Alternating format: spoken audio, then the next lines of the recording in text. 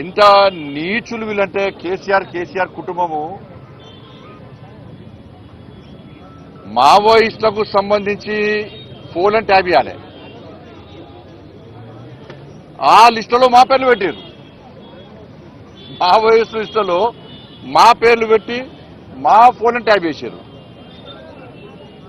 నాదే కాదు, అప్పుడు పిసిసి అధ్యక్షుడు ఉన్నటువంటి ఇప్పటి ముఖ్యమంత్రి రేవంత్ రెడ్డి గారి పేరు ఉంది అలా.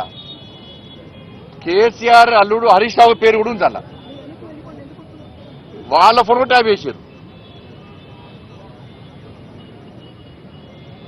మొట్టమొదటిసారి అసలు ఫస్ట్ బాధితున్నా నేను దీనిలో.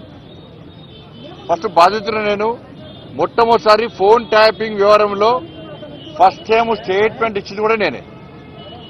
నేను గతం నుంచి చెప్తున్నా, ఇది మూర్ఖత్వ ప్రభుత్వము. వీళ్ళకు వావి వరుసలు ఏంలో వీళ్ళకు.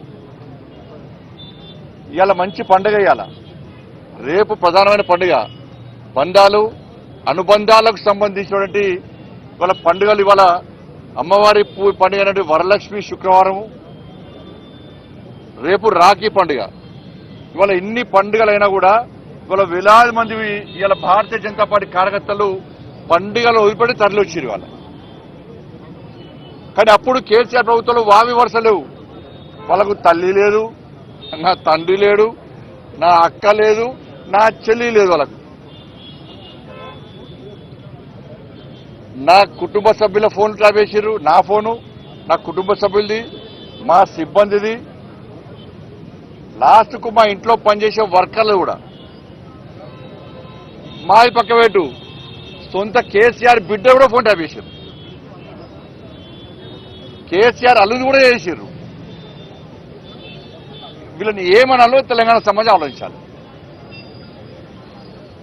అధికారులు నా దగ్గర సమాచారం, నేను నిన్న కానీ మొన్న కానీ చాలా మంది మాజీ అధికారులతో మాట్లాడినా, నా దగ్గర ఉన్నటువంటి ఆధారాలు కానీ నాకున్న సమాచారాన్ని కానీ పూర్తిగా వాళ్ళకు రిపోర్ట్ ఇవ్వడం జరిగింది. వాళ్ళు చెప్తున్న విషయాలు ఇంటుంటే ఎంత ఆశ్చర్యం అనిపించిందంటే, ఇంత ఘోరమైనటువంటి పరిస్థితి ఇది. వాళ్ళు చెప్పే విషయాలు ఇంటుంటే నేను ఎప్పుడు ఆందోళన చేసినప్పుడు కూడా, రాష్ట్ర అధ్యక్షుడు ఉన్నప్పుడు పాదయాత్ర చేసినప్పుడు కానీ ఏదైనా ప్రొటెస్ట్ ప్రోగ్రామ్ పోతున్నామంటే ముందే పోలీసు వస్తువులు వెంటనే మా సిబ్బంది ఫోన్ చేయడము, ఎటు పోతున్నారు, ఇవాళ ప్రోగ్రామ్ ఎక్కడా, మీరు ప్రొటెస్ట్ చేద్దాం అనుకుంటున్నారు కదా, ఆ ప్రోగ్రామ్ ఎక్కడా, ఏడే చేస్తున్నారు అని చెప్పించి ముందే అడిగే ప్రయత్నం చేస్తే చాలా సందర్భాల్లో అనుమానాలు వచ్చినాయి. మేము అన్ని సందర్భాల్లో అనుమానం వచ్చిన తర్వాతనే ఈ విషయాన్ని బహిర్గతం చేయడం జరిగింది. ఇవాళ కేసీఆర్ గవర్నమెంట్లో మీరు చూడండి, మీరెవరన్నా, మీ కెమెరామెన్లు ఉన్నారు, రిపోర్టర్లు ఉన్నారు, మీరెవరన్నా మీ కుటుంబ సభ్యులతో కానీ ఎవరన్నా కానీ వాట్సాప్ కాల్ కాకుండా నార్మల్ కాల్ మీరు మాట్లాడారు ఎప్పుడైనా? తెలంగాణ రాష్ట్రంలో కేసీఆర్ ప్రభుత్వం ఉన్నప్పుడు భిక్షాటన చేసే భిక్ష పైన కూడా ఒక ఏమీ తెలియనటువంటి మామూలు వ్యక్తి కూడా వాళ్ళ భార్యతో మాట్లాడాలన్నా, ఏదైనా భార్యాభర్తల ఫోన్ అయిన మూర్ఖులు వీళ్ళు, చండాలులు, నీచ మనుషులు వీళ్ళు. ఎవరన్నా భార్యాభర్తల ఫోన్ వింటారా అని ఎవడన్నా? ఇంత సిగ్గుమాల కుటుంబం వీళ్ళది. కేసీఆర్ కొడుకైతే దరిద్రులు వీళ్ళు.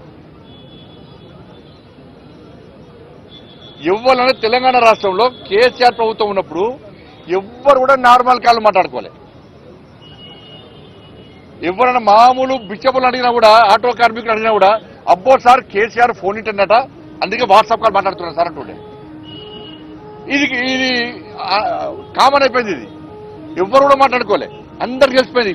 కేసీఆర్ ఫోన్ ఇంటర్నెట్, మామూలు కాల్ మాట్లాడకూడదు, అయితే వాట్సాప్, అయితే ఫేస్ టైము, అయితే సిగ్నల్ మాట్లాడుకోవాలంట అని చెప్పి ఈ టెక్నాలజీ పెంచడానికే కావచ్చు కేసీఆర్ టాపిక్ ఇచ్చింది.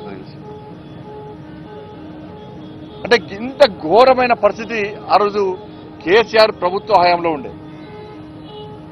మావోయిస్టుల ఫోన్ల లిస్టులో మా పేర్లు పెట్టి ఫోన్ ట్యాప్ చేశారు. అసలు ఎస్ఐబి అనేది